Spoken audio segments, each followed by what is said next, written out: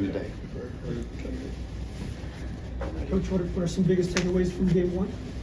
Well, we won. That's good, right? I thought we played pretty well. A lot to be desired. We're going to have to play much better this week to win, but was pleased with it being a week one performance. Let our guys played with a lot of energy and, took care of the ball.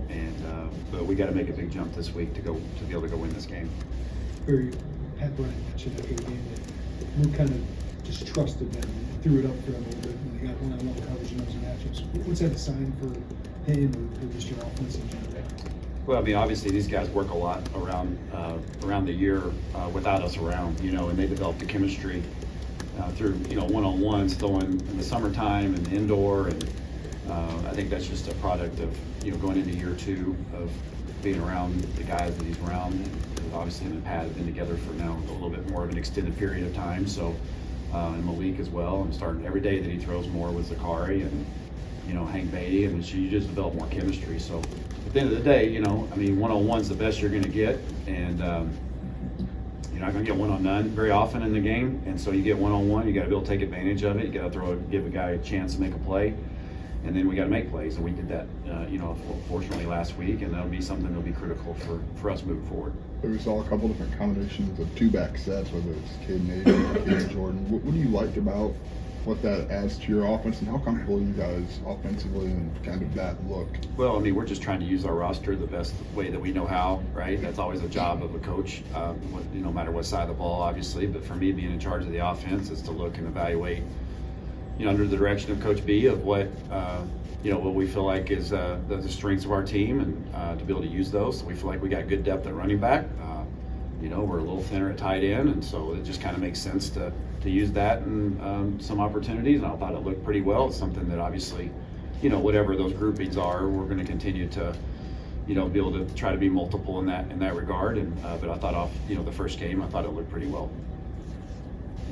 How does Caden stack up as a lead blocker? How does Caden stack up as a lead blocker, staying behind him? Well, I think, I think pretty good. He's just a good football player, right?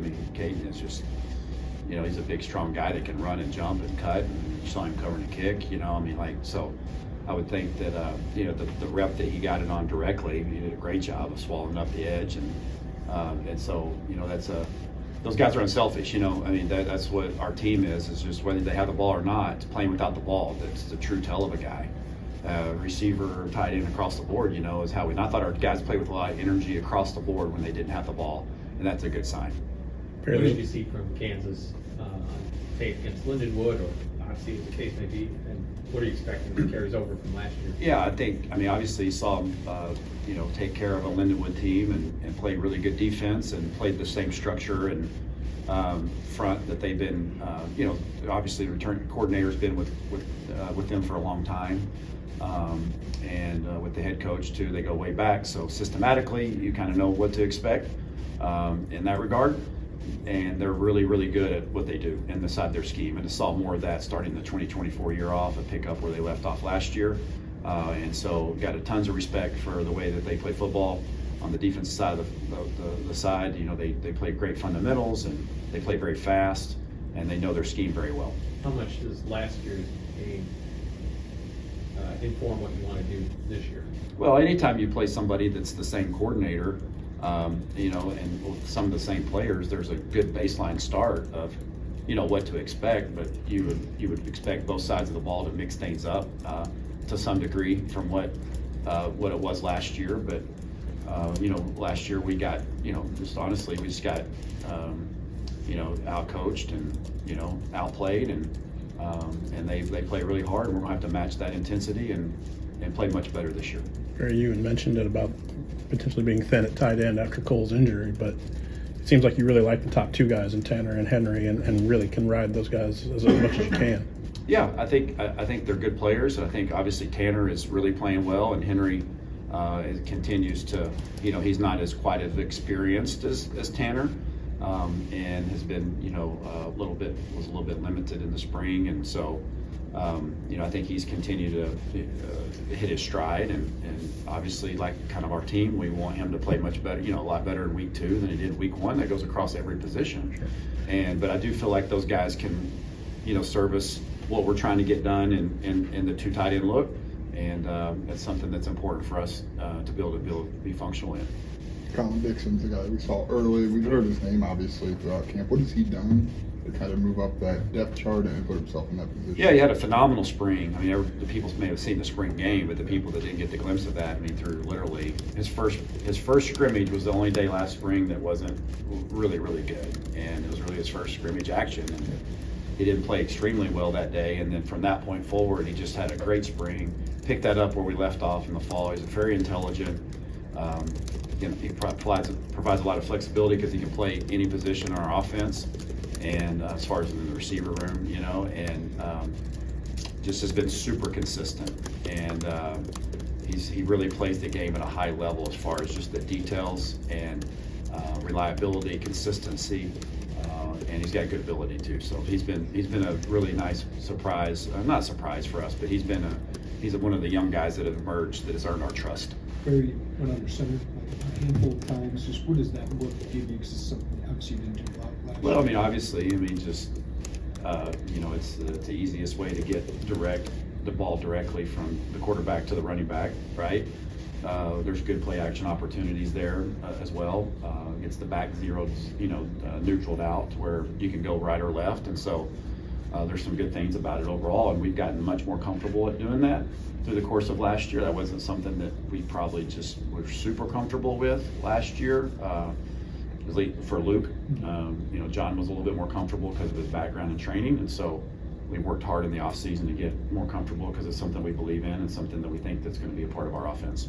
Coach, what did you see from offensive line play? It seemed like a lot of the success in the running game came on the stretch plays outside the zone. Do you want to get more from the inside gap plays? Yeah, we got to be better in our inside, our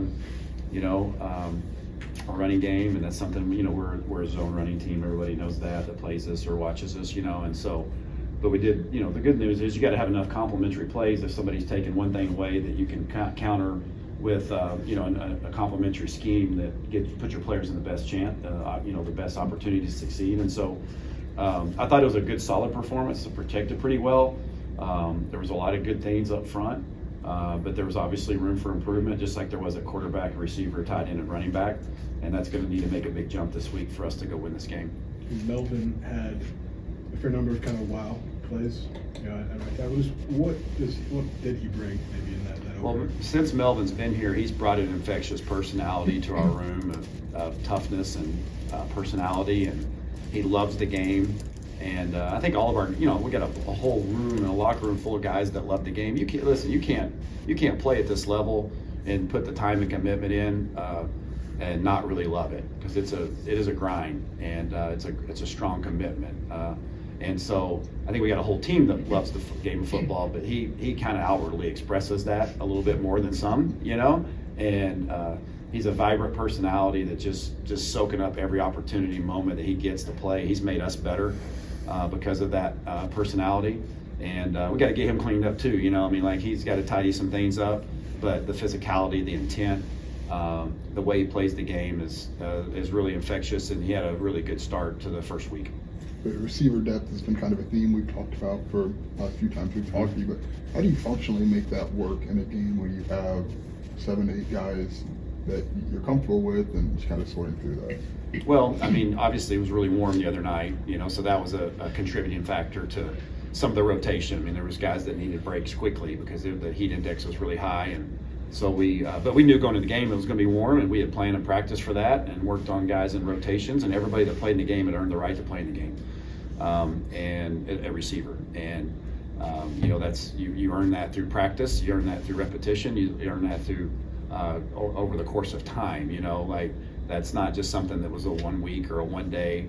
That was through a collection of practices, of camps and springs and summers of guys that were out there. And we've got a lot of confidence in a lot of guys in our room, and I think that showed the other night in the way they played. And we're going to need the whole village for us to be successful this season.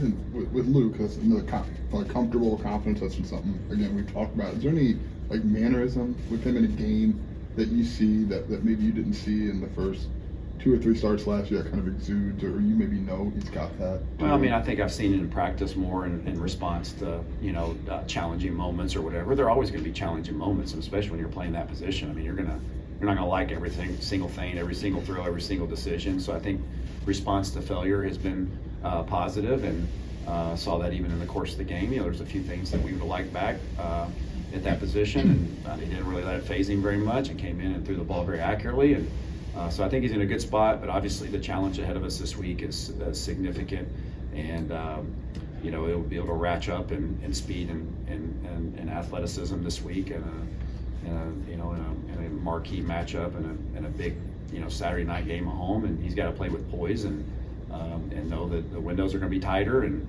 so there's a good challenge ahead of him for this week to respond to that. But I like the way he started week 1, obviously. What did it mean to get Donovan some reps in the game, even late in the game? What did that mean for him? Reps are reps, reps are reps, and those matter with game reps. There's no substitute for those. There's just no substitute for getting a guy out there on that field to now they know, okay, this is what it feels like. Like it's not a whole lot different practice, but there's more people in the stands. The play clock's the same. There's only 11 guys out there, so it was good for him to get his feet wet and to get that out of the way. And it's obviously he's got to be game ready and continue to work during the week to be game ready, and that opportunity arises. And I feel good about where he's at right now. Aiden, you guys were excited about to get him out there, obviously get the start. But I hate to bring up the name, but is there some similarities to what he can do on his outside zone stretch, chase, what he did, maybe what he didn't have last year, Yeah. been fully healthy? Yeah, I think that's fair. As far as the skill set goes, I think it's somewhat comparable. I mean, we're still, figuring that out as we go. We think obviously through practice and what they've shown in games at this point, we've got a good feel for that, but we want to constantly improving their across-the-board skill set, and that's a work in progress always. Thad does a great job with those guys, and so, but yeah, Aiden obviously getting the ball on the perimeter and stretching the defense a little bit, obviously with his speed. Him and Khalil are 2 of the more dynamic guys we got in the room there, and obviously within their own right, Josh and Caden are very dynamic for big guys, but it's a different skill set. We all know that, and we just got to continue to play to those strengths and accentuate those strengths for them to be successful. How'd the helmet communication go? Well, it went pretty well. I thought it was good, and just had a couple of small hiccups. I mean, it's like I'm Inspector Gadget, on the sideline, and I sit down, buttons are beeping, and in between series was a lot more difficult than in between the game. I'm trying to sit down and watch the iPad, and I'm beeping and buzzing and vibrating all over the place. So I didn't know what was going on. That was a little bit weird for me, so I had to start standing up because every time I sit down, I was switching channels. So there's some things to work through in that regard, but as far as Luke and I and the communication with the quarterbacks, I thought it went really well. There's just a time, this 15 seconds sneaks up on you really fast. I'll say that. You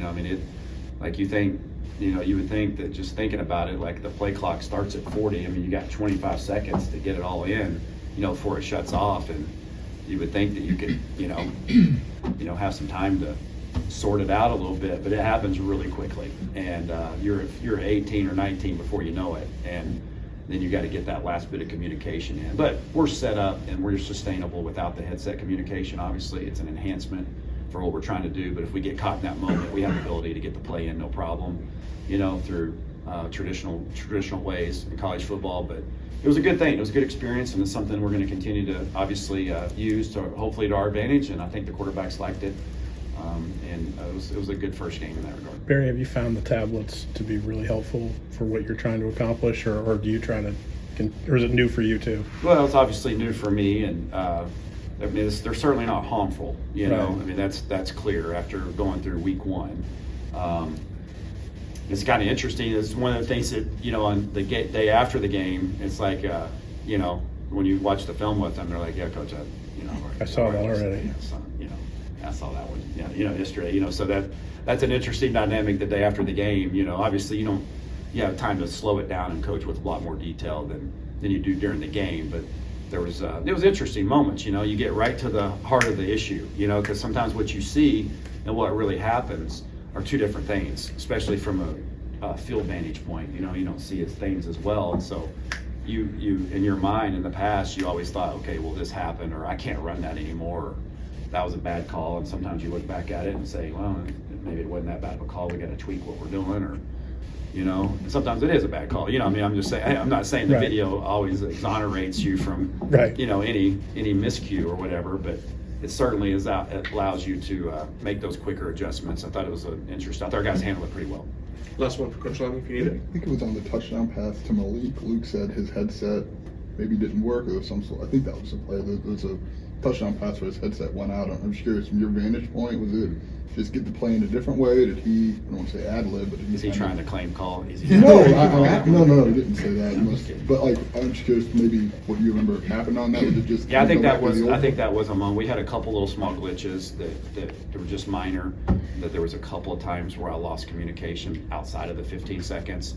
And you know, as soon as we have a system for that, you know, as soon as he knows, like, I can't. Wait a minute, hold on, I didn't hear him. You know, or he didn't hear me. Then it's like, okay, get your eyes over here, and let's just communicate this in a traditional no huddle way, and that's what we did.